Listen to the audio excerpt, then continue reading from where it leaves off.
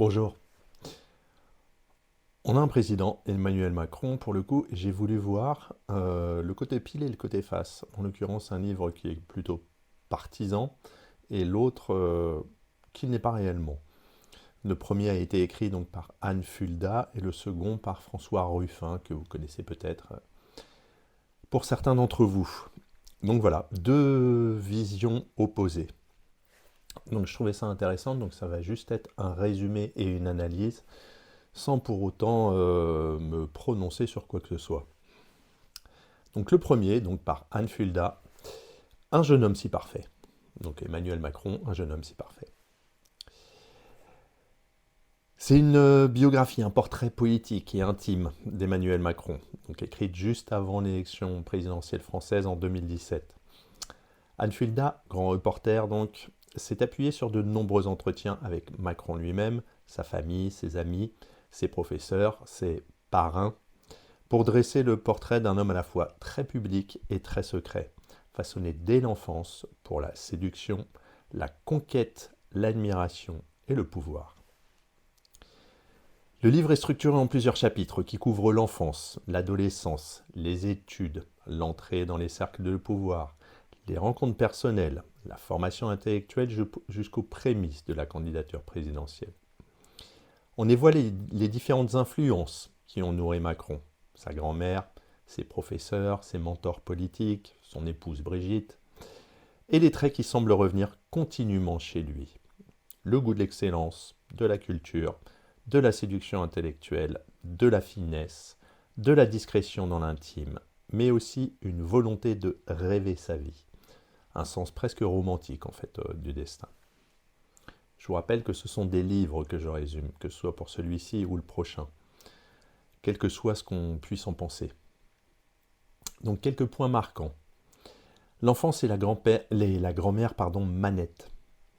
Macron est décrit comme ayant eu une relation très forte avec sa grand-mère maternelle. Donc Manette, qui joue un rôle central dans son éducation affective et culturelle, elle lui lit des œuvres littéraires, lui inculque un certain rapport à la parole, à la lecture et à la pensée. Ce regard, cette admiration de la grand-mère est présenté comme fondateur pour Macron. Il y trouverait une forme d'amour inconditionnel, d'encouragement, une légitimité précoce. Ce regard est un motif structurant, faire bien, plaire et être reconnu. Deuxièmement, le milieu familial dans le livre, les parents, mais une certaine distance. Fulda évoque que, bien que ses parents soient présents, son rôle éducatif, leurs relations sont teintées de formalité, de respect, parfois de maladresse affective. Macron semble avoir plus reçu auprès de sa grand-mère et avoir formé des liens plus intenses avec ses professeurs ou ses mentors plutôt qu'avec ses propres parents, comme source constante de soutien affectif. Elle continue avec l'école, la formation et les parrains. Donc son parcours d'études est celui d'un élève brillant. Classe préparatoire, Sciences Po, ENA. Fulda montre comment il a su séduire ses professeurs, convaincre, se faire remarquer, non seulement pas uniquement par ses résultats, mais par son esprit, sa curiosité et sa culture littéraire. Les parrains sont les personnalités politiques ou intellectuelles qui l'ont soutenu ou encouragé, certains anciens ministres, professeurs, voire intellectuels. Il lui offre des opportunités, des réseaux, mais aussi des défis et des comparaisons. Elle parle ensuite de la vie amoureuse, donc sa relation avec Brigitte. Le livre accorde une place importante à la relation avec Brigitte Ozière. Leur différence d'âge est mentionnée, mais Fulda insiste moins sur le scandale possible que sur la constance de l'affection, la complicité intellectuelle, l'influence qu'elle pourrait avoir dans ses choix, dans sa confiance en lui. L'idée qu'elle est l'unique femme qu'il aime depuis 16 ans est reprise. Ça contribue à forger l'image publique de Macron comme quelqu'un qui a du goût pour les lettres, pour les émotions, pour l'intime, mais aussi quelqu'un qui construit sa vie selon des choix personnels forts. Elle aborde ensuite l'ambition politique, le caractère, les traits personnels. Fulda décrit Macron comme un homme de contradiction, à la fois assez secret, parfois distant, mais aussi très attentif aux signes, charmant, capable d'empathie, de séduction. Son ambition apparaît à la fois mesurée et vive, réfléchie et romantique. Il rêve sa vie, comme le dit Fulda, une expression qui revient pour signifier qu'il se voit comme acteur de sa propre trajectoire, non simplement poussé par les circonstances. Ensuite, les failles et les vulnérabilités du jeune homme si parfait. Le titre suggère déjà l'idée d'une perfection apparente, mais l'ouvrage ne se contente pas d'un portrait laudatif. Fulda montre aussi ce qui pourrait être perçu comme des fragilités, le besoin de reconnaissance, donc le souci de plaire, la difficulté à se dévoiler entièrement, la distance dans les rapports personnels, la solitude qu'impose une position en partie construite sur le visible et le regard des autres. Il y a l'effort pour maîtriser l'image, pour être apprécié, pour éviter les faux pas ou pour anticiper les critiques. Vient ensuite le passage du privé au public. Fulda décrit comment Macron, jusque dans sa vie privée, porte des éléments qui seront utiles politiquement. Culture, éloquence, élégance, posture, maîtrise du discours. Le livre explore le moment où il décide de s'impliquer plus pleinement en politique, d'entrer dans des cercles plus fermés, de se constituer un réseau, d'accumuler les rôles, donc inspecteur des finances, banquier d'affaires, puis conseiller secrétaire général adjoint. On y perçoit comment se tisse la candidature présidentielle comme fruit d'un parcours stratégique, mais aussi d'une envie personnelle. Et enfin, l'image publique versus la personnalité réelle. Fulda insiste sur ce décalage. Ce que les gens voient, une fois encore, c'est un résumé du livre. Quelqu'un de brillant, sûr de lui, élégant, cultivé.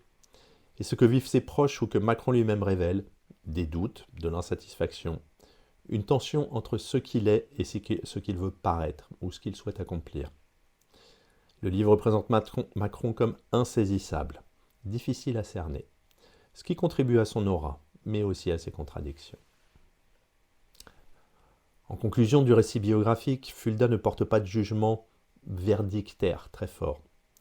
Le livre laisse au lecteur la tâche de dessiner ce qu'il penserait du personnage, de ses forces, de ses risques.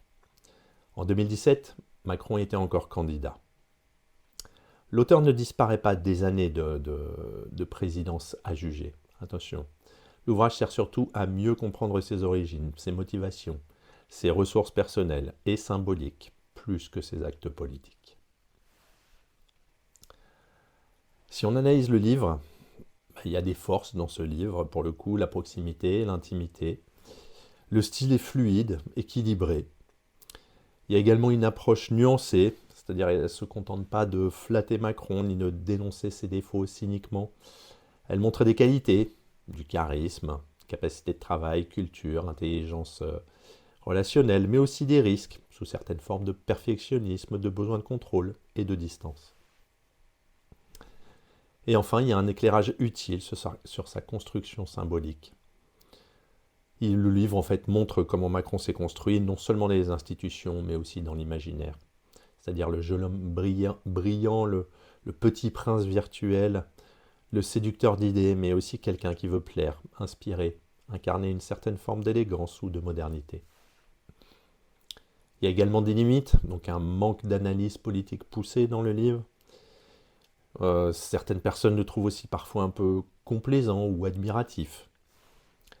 Il y a également peu de contrastes ou de contradictions fortes, ou de confrontations fortes. Et enfin, le mystère et la distance qui reste, c'est-à-dire que Fulda insiste sur ce qui est insaisissable sur Macron, ce qui est une force dans le style du portrait, mais aussi une limite pour les lecteurs qui voudraient comprendre avec certitude ses ressorts intimes. Alors après, il y a plusieurs personnages, donc on analyse.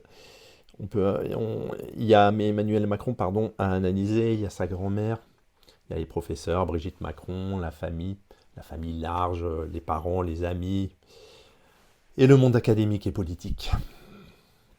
Donc au final, qu'est-ce qu'on en retient ? Macron, dès l'enfance, semble avoir été programmé pour être vu, admiré et reconnu. Ce regard des autres, grand-mère, professeur, mentor, est un fil rouge du livre, une sorte de moteur de sa vie. Il combine une culture littéraire, une formation prestigieuse, une séduction intellectuelle, une capacité de travail avec une construction de sa vie privée de ses jeunes années. ce qui le distingue des parcours politiques plus classiques. Ce que le livre ne permet pas, il ne donne pas de bilan de mandat. Fulda écrit avant que Macron ne soit président, donc beaucoup de ce que l'on pourrait reprocher ou critiquer dans ses pratiques de gouvernement ne figure pas, ou peu.